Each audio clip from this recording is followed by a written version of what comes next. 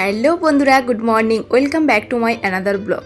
তো এখন সকাল বাজে 10:40 মতো ওরকম। আর এখন দেখো এখানে এই যে মামনি বসে অনেকগুলো প্রেসক্রিপশান নিয়ে বার করেছে, কারণ এই দিন যে কেপিসিতে বাপিকে যে ডক্টরকে দেখানো হয়েছিল ওই প্রেসক্রিপশানটা খুঁজছে।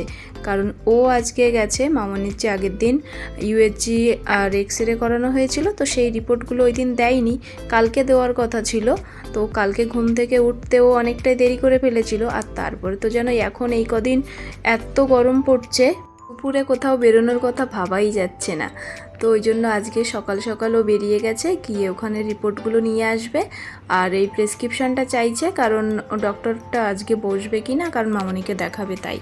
তো তারপরে দেখো এই যে রান্নাঘরে চলে এসেছি। এখানে এই যে সজনের ডাঁটা কেটে নিয়েছি, আর ওখানে ভাত বসিয়ে দিয়েছিলাম, আর আলু সেদ্ধটা করে নিয়েছি। আর এখানে দেখো এখন এই যে সয়াবিনটা ভাজছি, আর এখানে হচ্ছে লাল শাক, কারণ আজকে করব সয়াবিন আলু আর ওই যে সজনে ডাঁটা দিয়ে টমেটো দিয়ে ঝোল করব। আর করব মাসকলাইয়ের ডাল। মাসকলাইয়ের ডালটা মামনি আর বাপির জন্য, কারণ মাসকলাইয়ের ডালটা আগের দিন আমরা প্রথম দিন খেয়েছিলাম, মানে আমি প্রথম খেয়েছিলাম, ও আগে হয়তো খেয়েছে, তো ওরও ভালো লাগেনি, আমারও ভালো লাগেনি, তাই আজকে আর ওই ডালটা খাবো না। আমাদের জন্য এটা হচ্ছে, আর মানে এটা সবার জন্য, আর ডালটা স্পেশালি ওনাদের দুজনের জন্য। তারপরে ওদিকে আমি রান্না করছিলাম, এদিকে দেখো ওরা লুডো খেলতে বসেছে। এদিকে আমার রান্না প্রায় শেষের পথে। এই যে এদিকে ডাঁটা আলু সয়াবিনের তরকারিটা হচ্ছে, আর এদিকে ডালটা হচ্ছে। আর এই ডালটার সবুজ সবুজ খোসা ছিল ওর জন্য, আর ডালটা কেমন কালো মতো, ওই জন্য ডালটার কালার এরকম এসছে। আর এই যে লাল শাকটাও আমার হয়ে গেছে আগেই। রান্নাবান্না কমপ্লিট করে নিয়ে বাসন টাসন সব কিছু ধোয়া হয়ে গেছে। এখন এই যে গ্যাসটা মুছলেই হয়ে যাবে। আর আজকে আর গ্যাসের বার্নারগুলো তুলে পরিষ্কার করলাম না, কারণ আজকে আর খুব একটা বেশি নোংরা হয়নি, আর মাছও হয়নি, আজকে নিরামিষই হয়েছে, বৃহস্পতিবার, ওই জন্য। তো ওই জন্য আর এটা তুলে পরিষ্কার করলাম না। তারপরে এই যে ডাস্টারগুলো এগুলো ধুয়ে নিয়ে মেলে দিচ্ছি। পুরো রান্নাঘরটাই এখন পরিষ্কার। তো উপরটা পরিষ্কার করে নিয়েছি। আর দেখো এখন মেঝেতে একটু সবজি কেটেছিলাম, যে সেই শাকের পাতা টাতাগুলো পড়ে আছে, প্লাস্টিক নিয়েছিলাম তবুও একটু ছড়িয়ে আছে, ওই জন্য একবারে মুছে নিচ্ছি। আর একটু জল টলও পড়েছে। আর এই যে নিচটায় না, ওই যে মানে গ্যাসের রাখা হয় ওর নিচটায় ওই যে প্লাস্টারগুলো উঠে যাচ্ছে, আর রোজ দিন আমি 2-3 বার করে এই নিচটা মুছি, তারপরেও ওই যে উপর থেকে বালি ঝরে ঝরে পড়ে।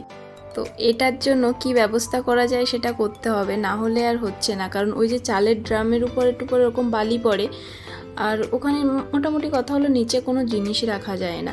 ওই যে হাঁড়িগুলো আছে ওর নিচে একটা কাগজ পাতা আছে, তো ওর উপরে এরকম পুরো ভর্তি বালি পড়ে আছে, পরিষ্কার করলেও বেশি সময় পরিষ্কার থাকে না, ওই জন্য আর ওর নিচটায় পরিষ্কার করি না। এই যে মেঝে যেটা ফাঁকা আছে ওটাই পরিষ্কার করে নিই। তারপরে রান্নাবান্না কমপ্লিট করে একটু বসেছিলাম, কারণ প্রচণ্ড গরম পড়েছে আজকে, অন্য দিনের থেকে যেন আজকে একটু গরমটা বেশি। তো একটু বসেছিলাম, তারপরে এই যে অনেকটাই লেট হয়ে গেছে, আজকে 3টে বেজে গেছে, এখন এই যে আমরা খেতে বসে গেছি। তো আজকে দুপুরে মেনুটা তো তোমাদের বলেই দিয়েছি আজকে কি কি হয়েছে। লাল শাক হয়েছে, আর ওই যে ডাল, আর এটা সয়াবিন আলু আর ডাঁটার তরকারি হয়েছে।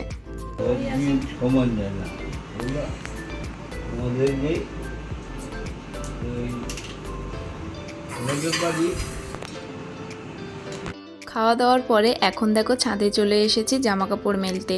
আর জামা কাপড়গুলো ধুয়ে রেখেছিলাম স্নান করার সময়, তারপরে আর আসা হয়নি, কারণ স্নান করতে করতে আজকে 1টা বেজে গেছিলো। তো তারপরে অনেকটা লেট হয়ে গেছে বলে রান্নাঘরে চলে গেছিলাম।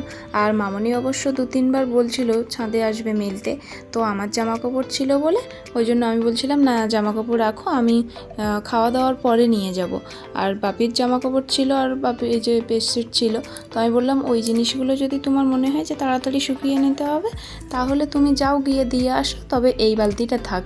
কারণ আমার জামা কাপড় আমি চাই না যে আমার কাজ অন্য কেউ করুক, কারণ আমার নিজের কাজগুলো নিজেই করতে পছন্দ করি, সেটা এখানেই থাকি বা আমার বাড়িতেই থাকি।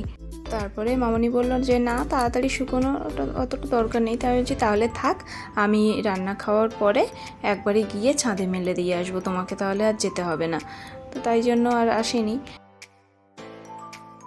তারপর দেখো এই যে 9টার সময়, এখন বাজে 9টা। আর আমরা বেরিয়ে পড়েছি এখন। ভালো লাগছে না ঘরের ভিতরে, আজকে প্রচণ্ড গরম, তাই জন্য বেরিয়েছি। আর এই যে দেখো, এই যে গাছটা দেখতে পেয়েছি, এই গাছটা আগে কোনো দিন দেখিনি। এটা কিন্তু আমাদের ঘরের পাশেই, মানে ঘরের কাছেই একটা ক্লাব আছে, সেই সামনে ছিল এটা। তো ওটা কী গাছ আমি জানি না, তোমরা যদি কেউ জেনে থাকো তাহলে অবশ্যই কিন্তু কমেন্ট করে জানিও। আর তারপরে দেখো এই যে ফুচকা খেয়ে নিলাম, ওখানে ফুচকার দোকান ছিল একটা, ফুচকা খেয়ে নিয়ে তারপরে যে দুজন মিলে হাঁটতে শুরু করেছি। ওকে বলছিলাম যে কালকে যখন বেরিয়েছিলাম না, একটা বড় পুকুর ছিল, তো বলছিলাম ওই পুকুরের পাড়ে ওখানটায় গিয়ে বসবো, ঠান্ডা আছে ওখানটায়। তো বলছিল পুকুরটা অনেকটা দূরে, ওই জন্য আর যাইনি। তবে এই ঘরের আশেপাশেই আছি, কারণ যদি আবার অর্ডার আসে তখন অনেক হেঁটে হেঁটে তো তখন আবার অর্ডার আসলে তাড়াতাড়ি করে বাড়ি আসা যাবে না, ওই জন্য ঘরের পাশ থেকেই ঘুরে বেড়াচ্ছি আর কি। 5 টাকা 80 পয়সা ছিল, আর এখন কত সেটা 2 টাকা এই কিলো আছে। তারপর এই যে অনেকক্ষণ হাঁটার পরে, প্রায় 1-1.5 ঘন্টা হাঁটার পরে এই যে এখানে একটা বসার জায়গা পেয়েছি, এখানে বসে আছি। আর এই যে এখানে দেখো, এই সামনেটা একটা পার্ক মতো, তো ওই যে একজন দৌড়চ্ছে, এখান থেকে 4-5 বার গোল করে মানে ঘোরা হয়ে গেছে এই পার্কটার মানে পাশ দিয়ে। আর এখানে দেখো একটা তাল গাছ, দেখো কত বড় তাল গাছটা।